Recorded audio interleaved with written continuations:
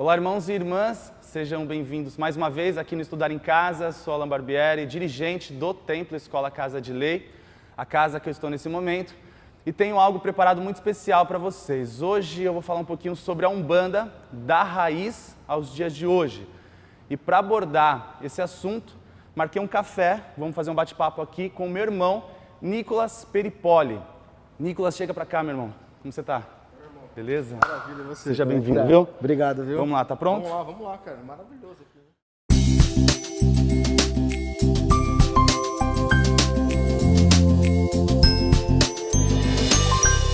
Muito bem, meu irmão, obrigado por vir, feliz aí com a sua vinda. O Nicolas, que é um grande irmão, como eu comentei. E para que as pessoas possam te conhecer e entender um pouco dessa proposta hoje, desse bate-papo que a gente vai fazer, por que eu convidei o Nicolas Peripoli? Que propriedade você tem desse assunto e que a gente vai poder ajudar as pessoas aí? Mais ou menos em 2009, 2010, eu me interessei muito pelo assunto diversidade da Umbanda. Quando você estuda o assunto diversidade da Umbanda, não tem como você não buscar a história dela, a raiz dela e toda a sua peculiaridade. Sou um bandista há muitos anos, mas chega um momento que você instala e fala, pô, eu tenho curiosidades específicas para construir isso. Então, em 2009/2010, eu desenvolvi um projeto chamado Umbandas, onde tinha o objetivo de estudar a diversidade da religião, entender todas as suas vertentes, as suas formas que são, não vou dizer infinitas, mas plurais de ser ali. E durante praticamente 5 anos foi basicamente focado em conversar com vários sacerdotes, com vários umbandistas, muitos livros, e entender aonde tudo se encaixava. Legal. Interessante. Entre 2009 e 2010, a plataforma Estudar em Casa é criada também. Que bacana. Rádio Talk Sharuanda é criada também. Você vê que parece que veio junto, né? A busca pela disseminação do conhecimento de uma mente jovem também, Sim. né? Sensacional. A galera jovem da Umbanda começou a se movimentar muito. Isso foi muito importante. Com certeza, muito importante. com certeza.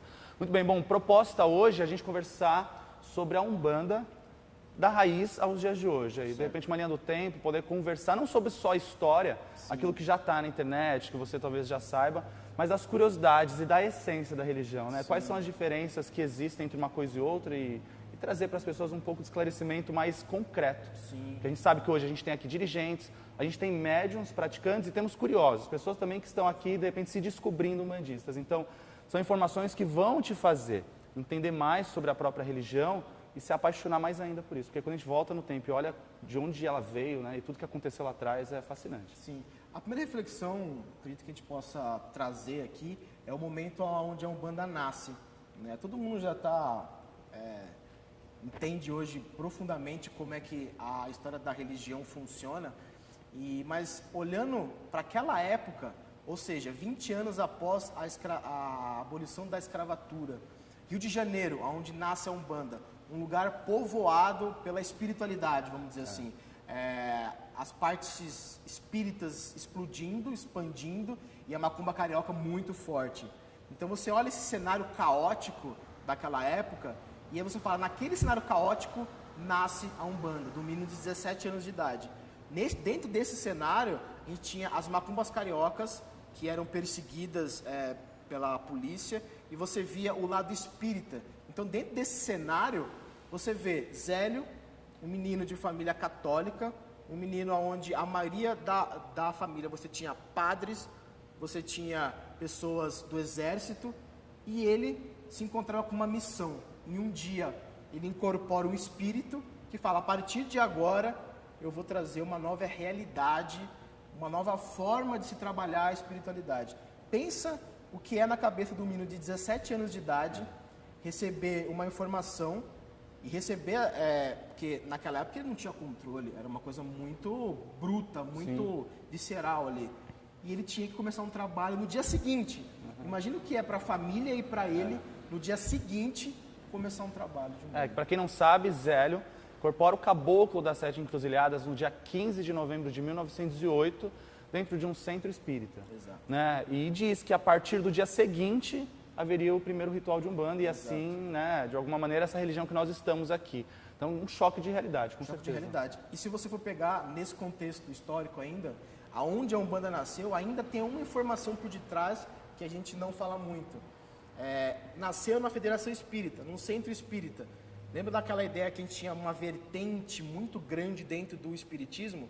A casa onde a Umbanda nasce é a casa chamada Santo Agostinho, nome de um santo. Como o nome de um santo dentro de um centro espírita? É essa diversidade. Com certeza. E a gente tem registros históricos que provam isso, que a casa onde o Zélio, o caboclo, se manifestou e anunciou aquele novo ritual que ainda não tinha nome, era na casa de Santo Agostinho. Que lindo isso. É muito forte, né? Essa mensagem. Que não tinha nome, mas que momento que vem esse nome? Por curiosidade. O nome a gente não tem registro. Não tem registro, mas que não vem como Umbanda, né? Não vem como Umbanda. Esse nome o caboclo trouxe como Alabanda. Então, que vem dentro de um contexto totalmente diferente. E a palavra Umbanda, ela se torna um acidente, uma corruptela da palavra. A galera não conseguia pronunciar, começou a ficar a Umbanda, daqui a pouco a Umbanda. E aí hoje a gente tem o nome da religião dentro de um acidente, né, linguístico ali que rolou. Legal. E o que foi acontecendo ao longo do caminho, Nicolas? Para a gente abrir esse nosso vídeo, esse nosso bate-papo, porque a gente tem uma série de vídeos para você, que a gente preparou. E curiosidades principais, o que a gente pode discorrer aí nesse meio do caminho? A gente podia falar muito do Zélio, né? A gente olhar a caminhada do Zélio e fazer um comparativo aqui com uma figura muito conhecida, o Chico Xavier. O Chico Xavier hoje, por base do seu livro, ele é extremamente conhecido, da sua literatura e do seu filme que teve sobre a sua biografia. Ele fez um trabalho realmente maravilhoso. Se popularizou muito também, né? E a gente olha a história do Chico e fala, puta, que história bonita, que história maravilhosa, olha que dedicação. A do Zélio foi igual. A do Zélio foi maravilhosa, porque ambos trabalhavam na espiritualidade e tinham um trabalho paralelo. Ambos receberam uma missão de um espírito que era para alavancar uma nova realidade, um novo pensamento. Ambos trabalharam anos na sua espiritualidade, mais de 30, 40 anos exercendo. À frente da sua missão, né? Exato. E eles abriam a sua própria casa para a galera que precisava de ajuda. Tanto o Zélio quanto o Chico, a galera ia lá, ficava uma semana. Tem uma história do Zélio que ele abrigou um mendigo que ficou quase um mês na casa dele por um tratamento espiritual que ele estava precisando. Caramba. Então, é uma vida dedicada a um propósito e uma missão que ambos têm. E a história do Zélio é tão impactante, tão profunda quanto a do Chico. Chico, ele nacionalmente é conhecido, ele transcende o espiritismo, né? Mas o Zélio tem uma história fantástica. E dentro ainda da história do Zélio, você vê o nível de mediunidade que ele tem. Extraordinário. Zélio era um médium. Médium. Você vê, um menino de 17 anos recebe um caboclo, ou seja, a habilidade de incorporação dele, fantástica. Um canal limpo e seguro ali para você. Uma coisa que muita gente não fala é que tinha psicografia na tenda, escrito na Senhora da Piedade. E ele era um médium psicógrafo. Tem relatos que você tem, inclusive tem até uma documentação no site da tenda, de uma psicografia do Allan Kardec lá na tenda.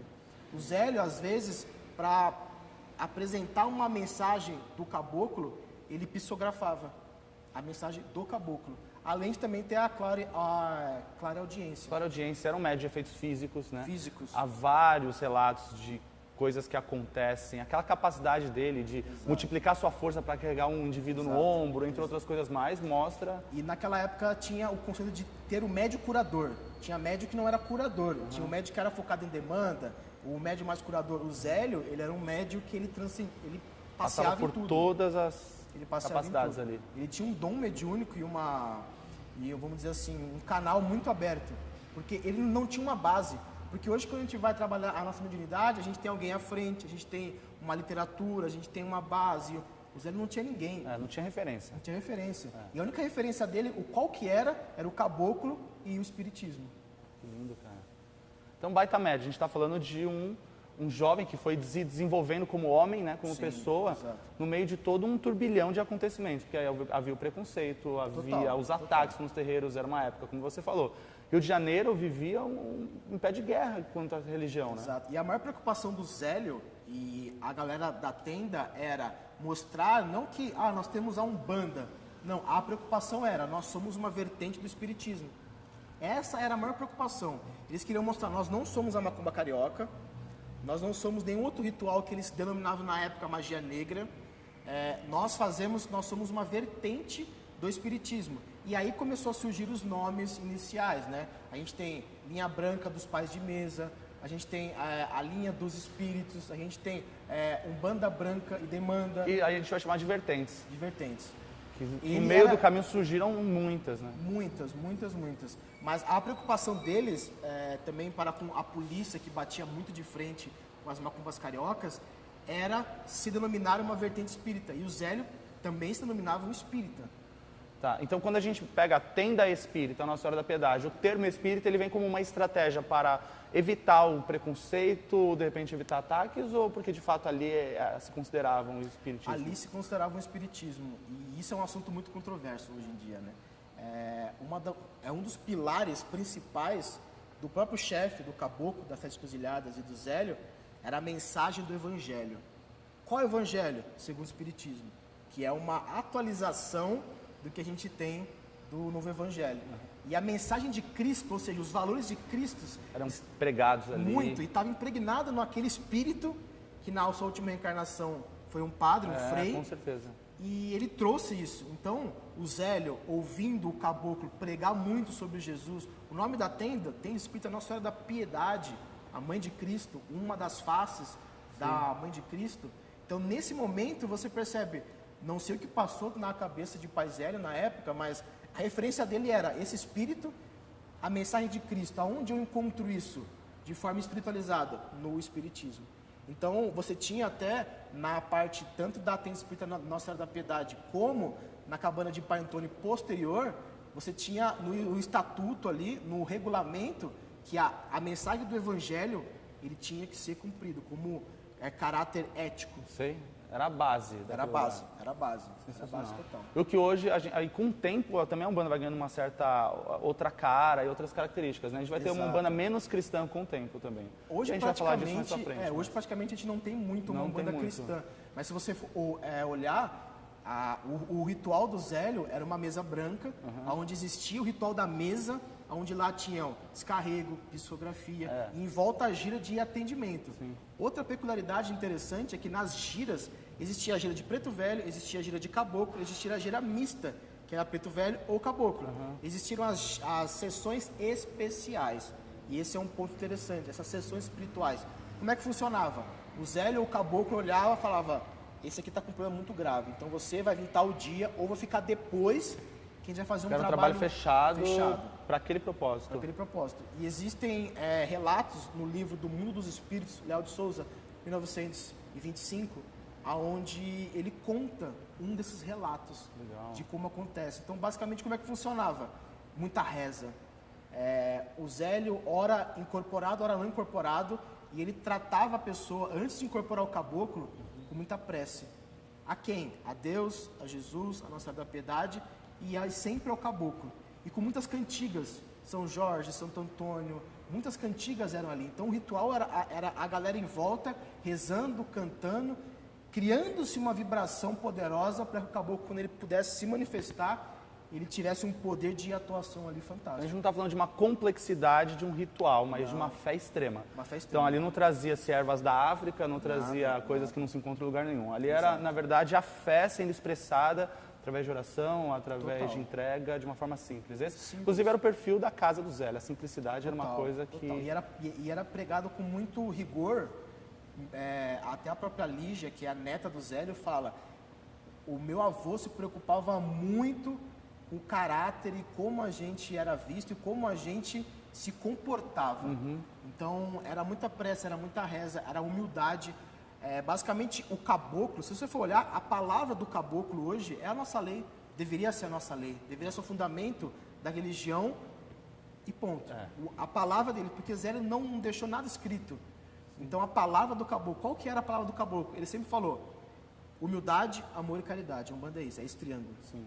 O símbolo da Umbanda, muito fala, qual o símbolo da Umbanda? O triângulo seria o mais popular. Tem gente que usa o triângulo como o herê, o preto velho, o caboclo. No sul, muito isso. Tríplice, exato. Mas ali nasce essa base de caridade, amor e humildade. Esse era o pilar fundamental que que tinha na tenda. Sensacional. Nicolas, a gente tem muito para falar. O assunto tem para a gente se aprofundar. A gente vai encerrar esse bloco, vai abrir um próximo e continuar conversando sobre esse e outros temas ainda, com curiosidades, e trazer a Umbanda da Raiz para os dias de hoje, te fazer entender um pouco aí essas nuances dos acontecimentos. Sim, tem muita coisa para contar ainda. É isso aí, vamos lá.